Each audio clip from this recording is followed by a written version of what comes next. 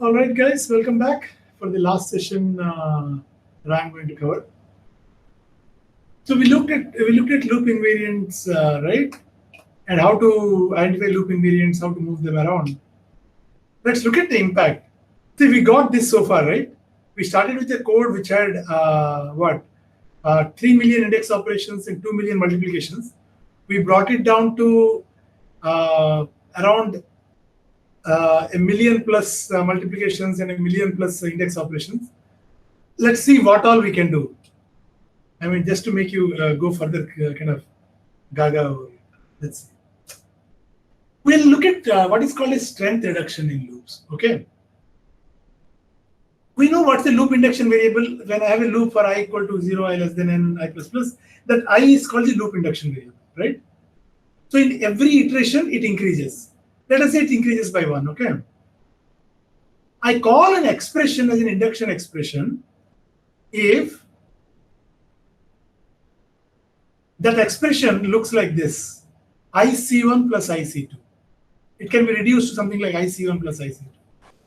See, we still, despite the one year of online teaching, we still haven't learned that we have to remember to share screen. Okay, so as I was saying, the loop induction variable, let's say it goes from I0, I plus 1, I0 plus 1, I0 plus 2, and we say induction expression as something of the form IC1 plus IC2. That way, in the first iteration, it is I0 C1 plus C2. Second iteration, I0 plus 1 times C1 plus C2. Third iteration, I0 plus 2 times C1 plus C2. Okay? If you have any such induction expression, I can do further optimizations. What can I do?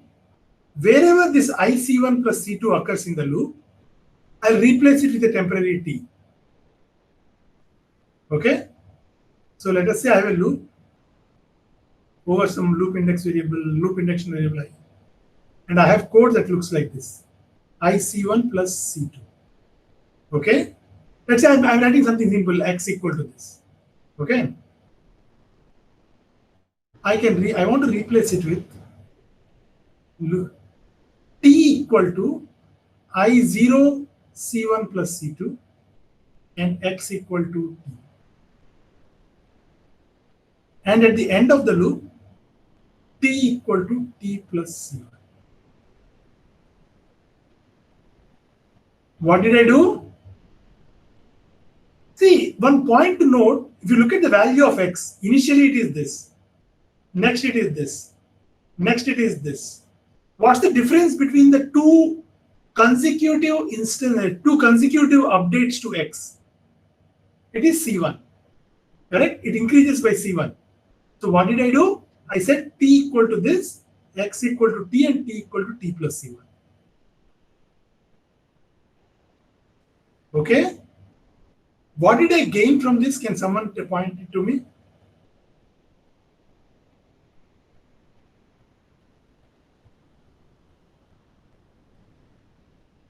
Between this code, let us say this loop goes over 100 iterations. How many multiplications do I have? 100 multiplications and 100 additions. Very good. Here, how many multiplications do I have? 0.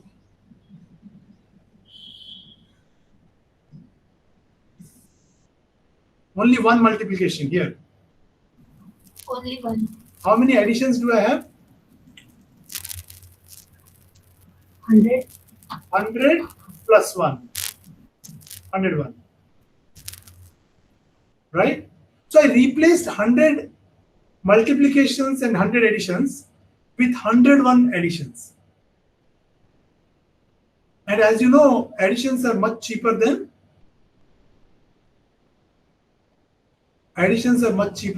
multiplication. Multiplication. Right? So this is strength. This is called strength reduction. What did I do? I took an expensive operation and then replaced it with a cheaper operation. Okay? Now let's look at our code that we had at hand. Let's look at this code.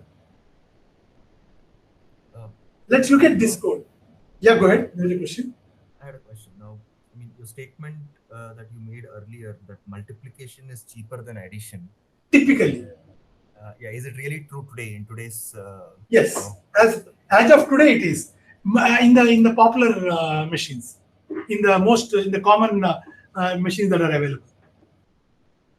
Okay, because with the advent of this one, right? I mean, multiply and accumulate and all are all. Yeah. Multiplication is much more expensive. You do a lot more operations. Okay.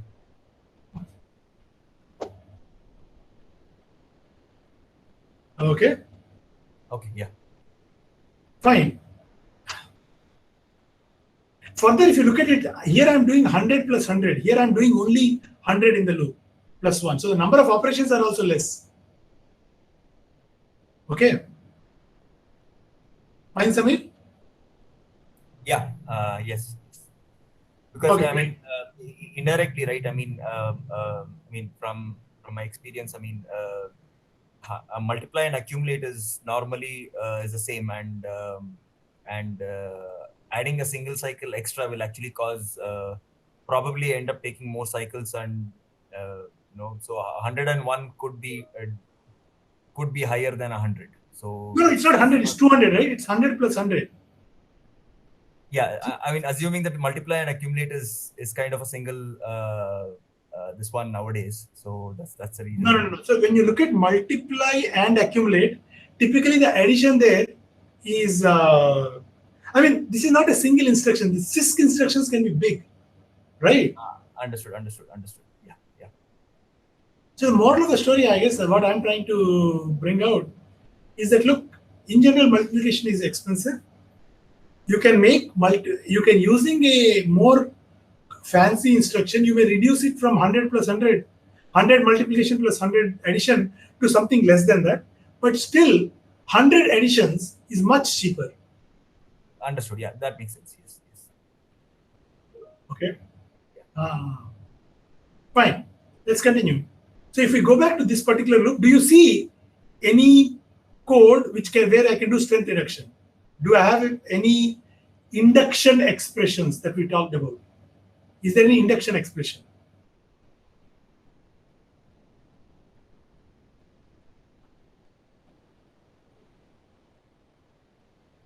Just look at this loop.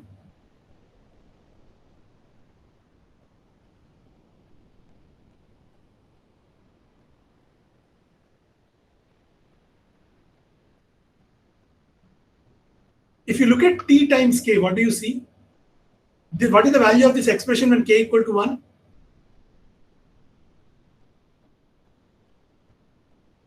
T. T. K equal to 2?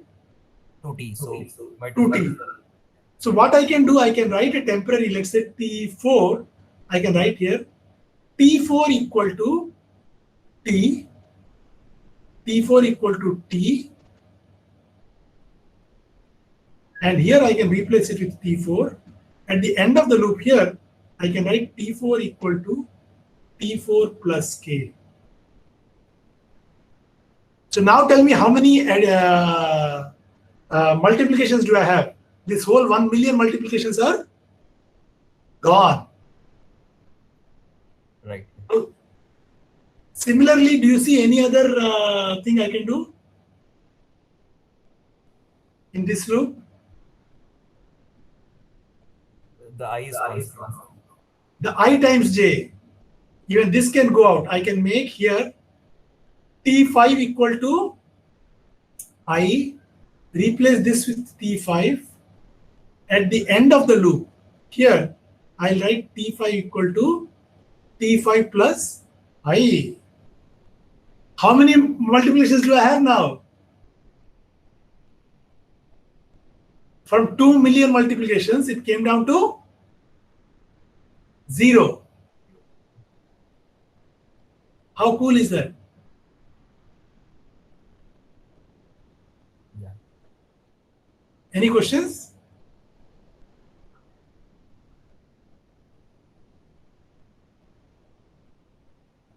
Okay, wait, yeah, let's wait. Are there any questions on this?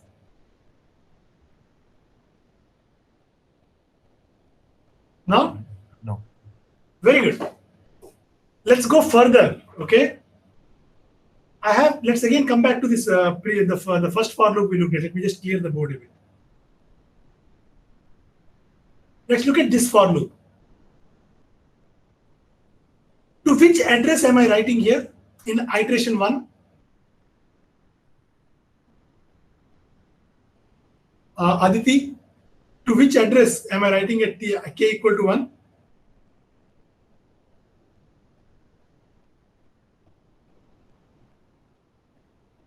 Harisha or Hanisha? Hanisha, sorry.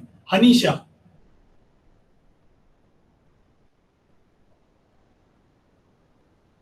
Sindur.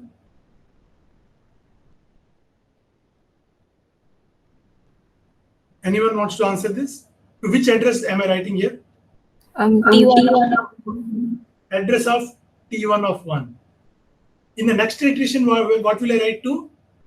T1 of 2. Very good. Address of T1 of 2, right? At this address I'll write. Can I do something like this now? Let me write. So let me take a temporary T6 equal to address of T11. Okay? And this I will write it as star T6 equal to this. And then and then in the loop what I will do? T6 plus plus. So in the loop, how many array index operations did I do?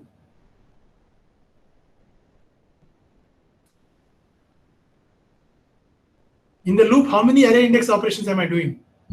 0. 0.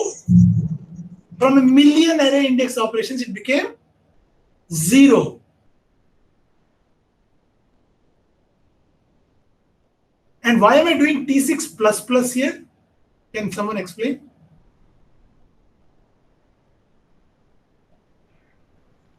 To access the next address in Exactly, so that I can go to the next pointer, right? I can do the same thing for T3 and A sub I, and I'll have some code like this. Okay, I will have a code where I'm only reading the address once here, and then I'm incrementing the address. But remember, when I have to increment the address, I have to be slightly more. I have to do this plus plus. Wait, I think, yeah, it looks like this, right? I'm incrementing the address here. For the outer loop, I will increment the address by 100. For the outermost loop, I'll increment the address by 10,000. Because if my array A is an array of 100 cross 100 cross 100 array, then when I do A sub I and A sub I plus 1, the difference between the addresses is 100 times 100. So I'm adding this. And between A sub I and between A sub ij and A sub ij plus 1, the difference is 100 elements. So here the difference is 1000 element, 10,000 elements. It's 100 elements. So I'm doing T7 equal to T7 plus 1. And we have already seen this one plus 1. Now tell me one thing, guys. How many index operations do I have in this code? 0. How many multiplications do I have? 0.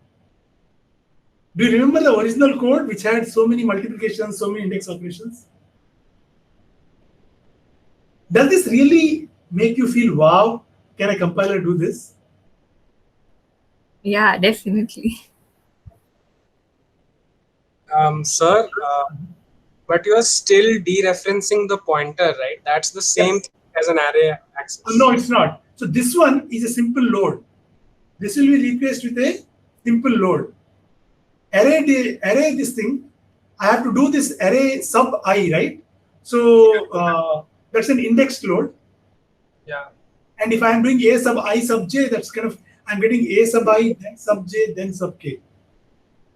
Right? Right. And if A is a pointer, then first of all, you have to dereference A, then A sub I. Right. Okay. Yeah. So the fun point here is the compiler has figured out that there is actually some common pattern I have found. And using that, it has optimized these things away. Okay? Questions?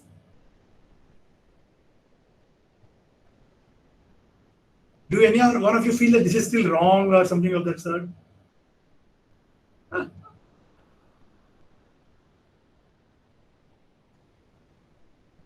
Okay. Well, let me just check randomly if there are any questions. Yeah, Aditi, you have a question? Sir, what is copy propagation? The last statement. Yeah, I'll come to that. There is one optimization called copy propagation. What it does is that if it sees that the same variable is used at multiple places, it can kind of improve, it can kind of eliminate some variables and all that. We haven't covered copy propagation in this session, but it will be covered hopefully later. So at that time, I want you to come back to this example and see how copy propagation can further improve this code. Okay, so this is like a future task. Okay. Abhinav Garg, are we fine? Yeah, yes, sir. Good. What about Vikram Kumar?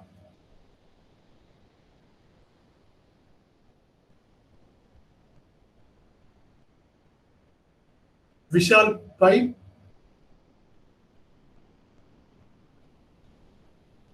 Any questions? Vishal? Okay. All right, let's continue then, if there are no questions. So what we will do now, see, we looked at a couple of loop optimizations already. Loop unrolling we did, loop invariant code motion we did. I will not spend so much time explaining the beauty of all these, but I'll still go over all of them because I feel they are simple. Now that you have seen two optimizations in depth, you will be able to appreciate many of them without too much difficulty. Okay? Let us say I have a loop that looks like this.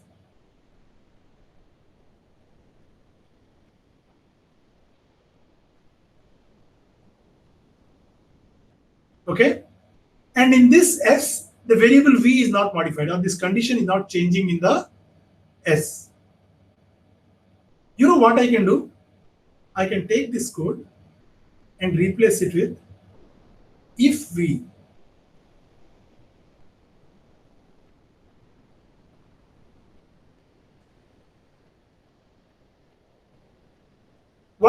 What's the difference between this and this in terms of performance?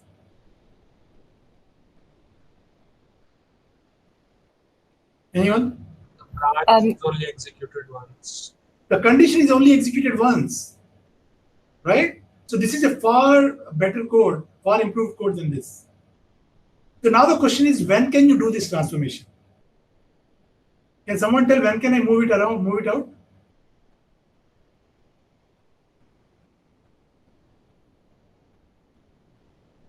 If the value of V isn't really affected by the loop, what happens in the loop? Yeah.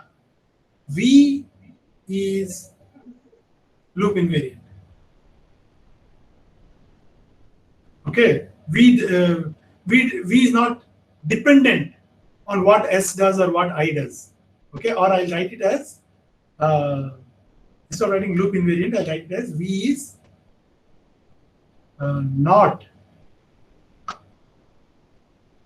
dependent on S or I.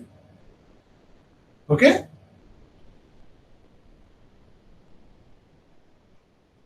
Now, is it equivalent, this guy and this guy? Or is there something more missing?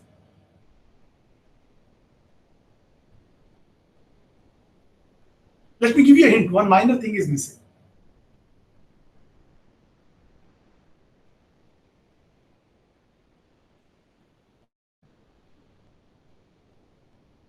Can someone point it out? Can it have the same exception problem as before? No, so there's no code here, right? There is absolutely no code here. This is the pattern for header if vs. That's it. That's the pattern. So if inside S, if there is an exception, fine, the exception is thrown. Even it will be thrown here, it will also be thrown here. No difference.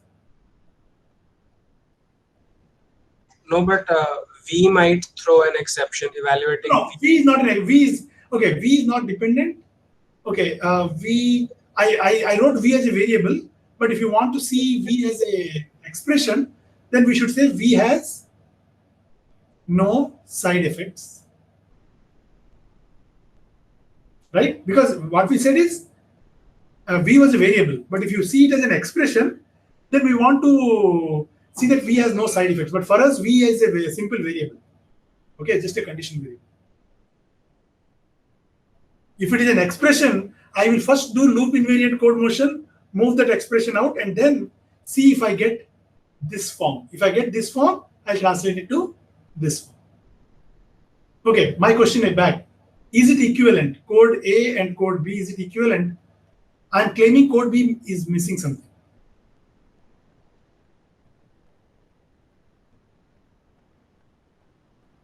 So in first option, maybe if is checking every time at every iteration. Yeah. Fine, but here it's better, right? Here it's like the condition doesn't change. Oh, so in the first, the value of I will change in the second. Perfect. Not true. Who said it? Aman, is it? Yes, yes. Very good, Aman. Where are you from, Aman? I'm NVIDIA employee. I'm working at NVIDIA. All right.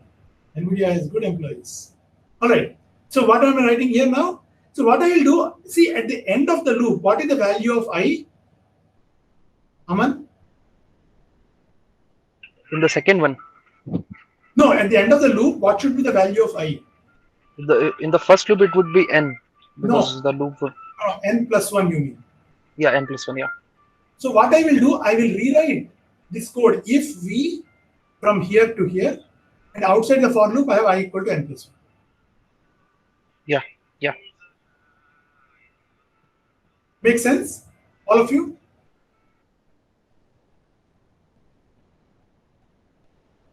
Okay. Let's see, Vikram, are we fine? Yes, sir. Okay, good. Let's continue. So we looked at loop unswitching. We will look at one more optimization called loop tiling. So this is done. This is done. Loop tiling. Let us say I have a loop that looks like this.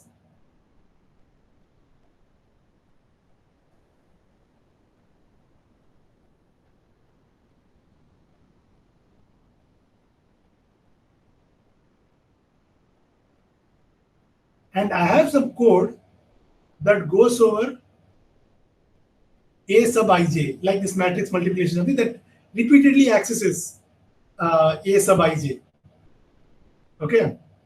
Maybe a matrix multiplication where I kind of repeatedly access the rows again and again, repeatedly access the columns again and again.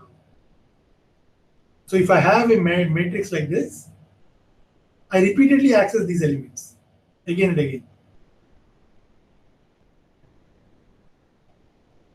So what loop tiling does is the following.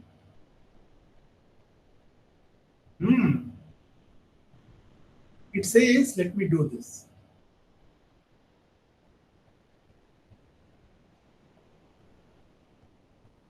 Let's make it M and N, make it more general. M by some D. So I goes from 1, I goes to M with increments of D. Okay. So, and similarly for J goes from 1 up to N with increments of D.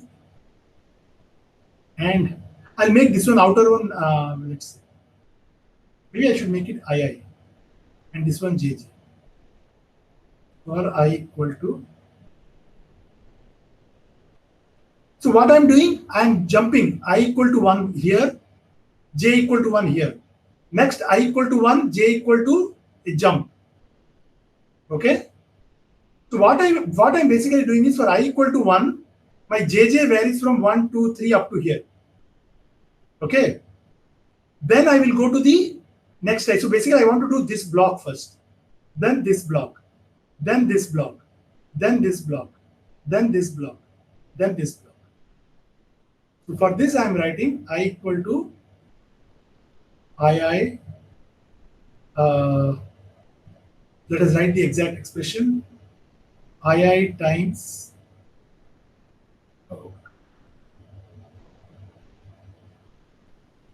zero index would have been easier here. Fine. Let's see. So first time it should go from 1 to D. II minus 1 times D plus 1 to II times D. Okay. Okay. So I goes from II minus 1 times D plus 1 up to II times D. Similarly, the J loop I'm writing here. For J varies from Jj minus 1 times D plus 1 up to Jj times D. And then the statement, whatever, the same statement remains here. If this is the statement S, same statement S.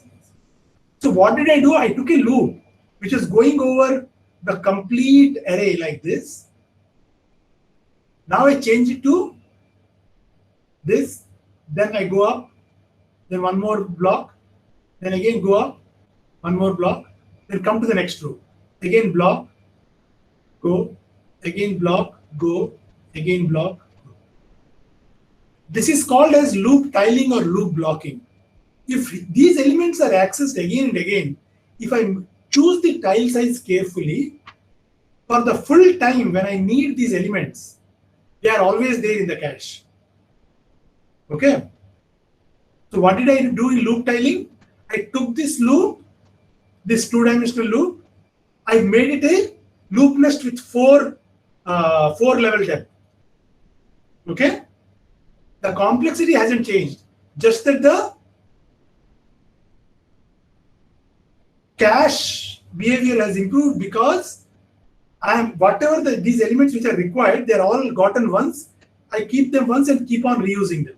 So that whole block is used once. I'm working one block at a time. Okay. So this is called loop tiling. So loop tiling helps in improving the cache accesses.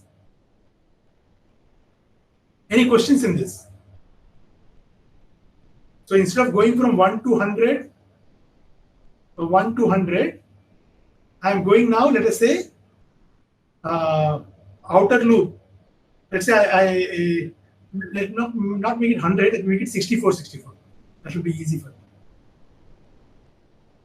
If I have a loop like this, I'm transforming it, let us say, 1 cross 1 to 64 in a blocks of 4. 1 to 64 in a block of 4. Then 1 to 4, 1 to 4. Okay, so the innermost block is a 4 cross. It will access this 4 cross 4 blocks.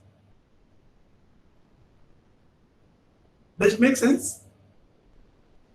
Sir, if a compiler does this optimization, how does it choose the block size? Because it will probably depend on the cache. Absolutely.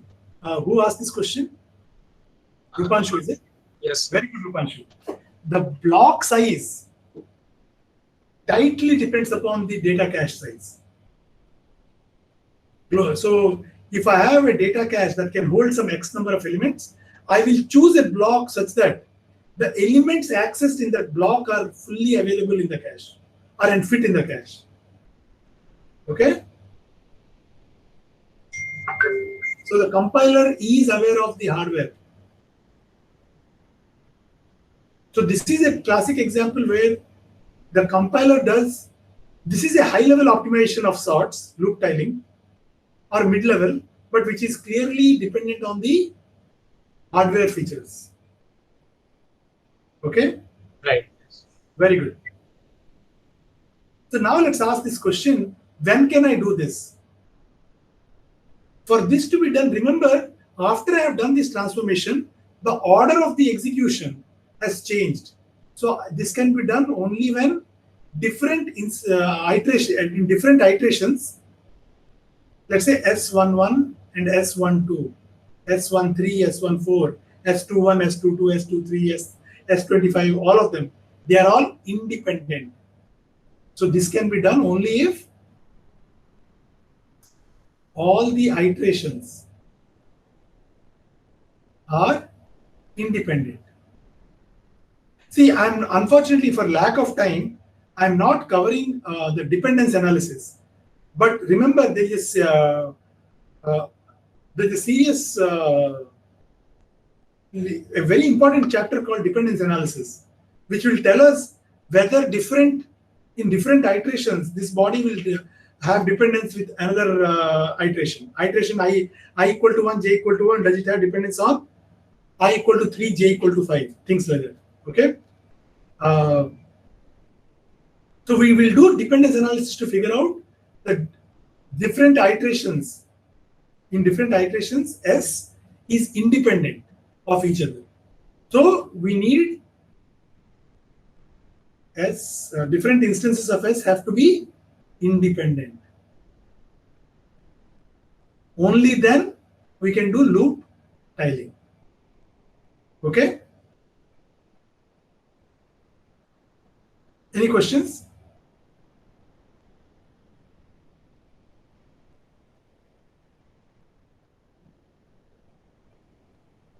Okay, I will go over one more cool transformation before I. I'm very excited about this. This thing. I mean, these things can give you same looking code, same complexity, but it can really change the behavior of the execution. The executable. Okay, let's look at one more code. So far, we are looking at for loops, right? Let's look at a while loop. While condition S. Okay. If we generate the code. Oh yes, thank you. So Ramakrishna mentions the dependence analysis will in detail be covered by Professor Sanjay. Perfect, perfect. With more powerful analysis called polyhedral analysis. Perfect. Okay, we have a while loop here. When we generate code for this, how does it look like? It checks if condition go to L1, or rather if not condition go to L1, S, go to L0, this is L1. Correct? Is everyone clear that this while loop gets translated to a code like this? Any questions?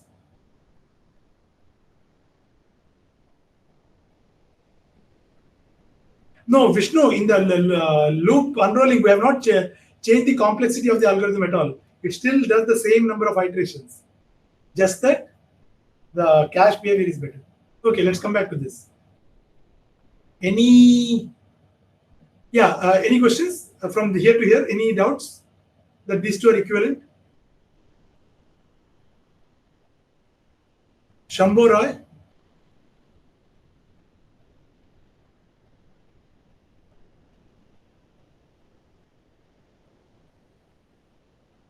Venkatakirti? Okay, so this is equivalent, right? So for every iteration, how many jumps am I doing, or how many conditional or unconditional branches am I encountering in every iteration?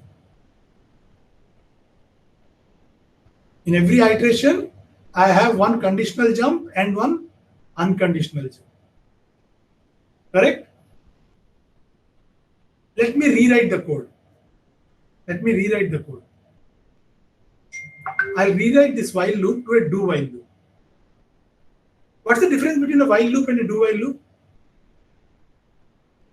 Do while is always executed at least once. Execute at least once. So what I will do the following. If condition S or rather, sorry, if condition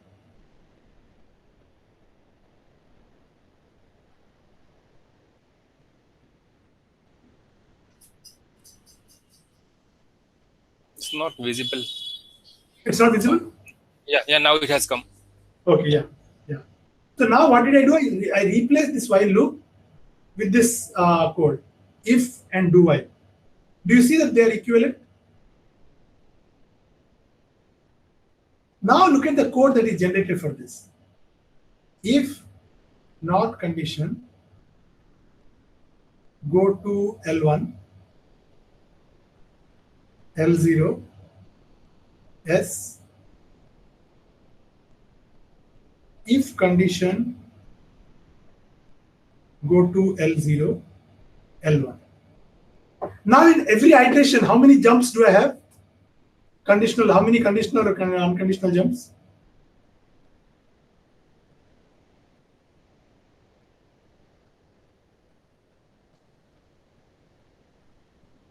Anyone? This is the loop, right? Only one. I had two here. So I replaced the number, the conditional jumps and the jumps to only one. There is only one conditional jump here.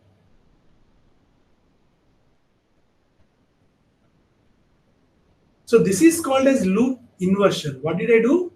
I took a while loop and replaced with a do while loop.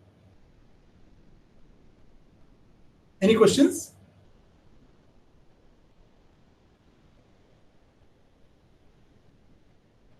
Sudhakar Kumar? No, sir. All right. So you see, we write these while loops, do while loops, without, probably we don't realize that one of them is more efficient than the other. Which is more efficient between while and do while? Do while. Do while.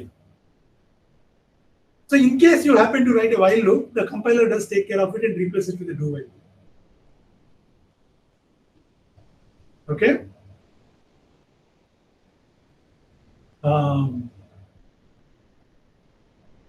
Any questions so far?